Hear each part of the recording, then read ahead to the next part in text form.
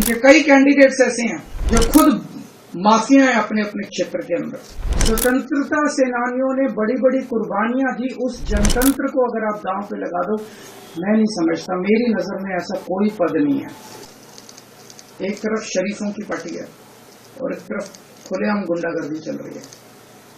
एक तरफ वोट देने से 25,000 रुपए महीने का फायदा है और दूसरी तरफ टोटल गुंडागर्दी है। इनके कई कैंडिडेट्स ऐसे हैं जो खुद माफिया हैं अपने अपने क्षेत्र के अंदर।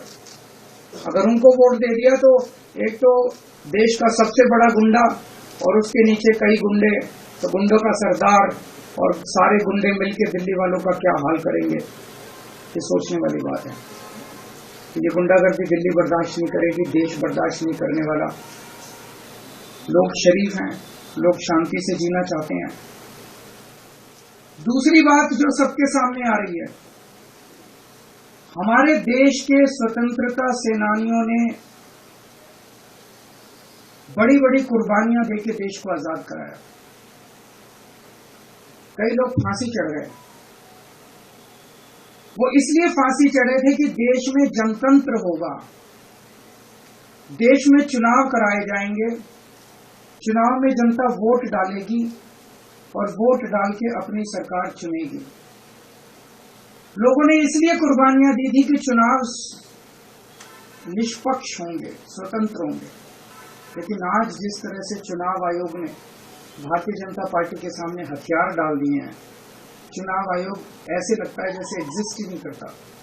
ये एक बहुत बड़ा प्रश्न खड़ा कर रहा है।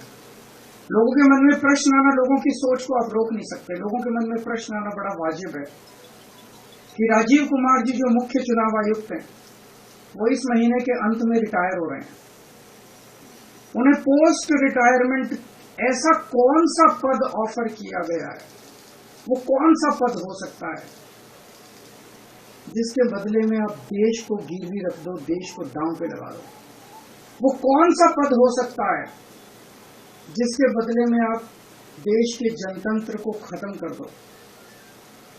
गवर्नर का पद, राष्ट्रपति का पद, कौन सा पद हो सकता है वो जिसके बदले में आप पूरे देश को, जिसके लिए स्वतंत्रता सेनानियों ने बड़ी बड़ी कुर्बानियां दी, उस जनतंत्र को अगर आप दांव पे लगा दो? मैं नहीं समझता, मेरी नजर में ऐसा कोई पद नहीं है। मेरी हाथ जोड़ के राजीव कुमार जी से विनती है, आप अपनी ड्यूटी कीजिए, पद की लालसा छोड़ दीजिए, पद का लालच छोड़ दीजिए। 3-4 साल और नौकरी कर लेंगे।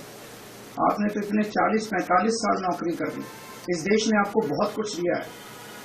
अब अपने कैरियर के अंत में एक पद के लिए देश को गिरवी मत रखिए, देश के जनतंत्र को खत्म मत कीजिए।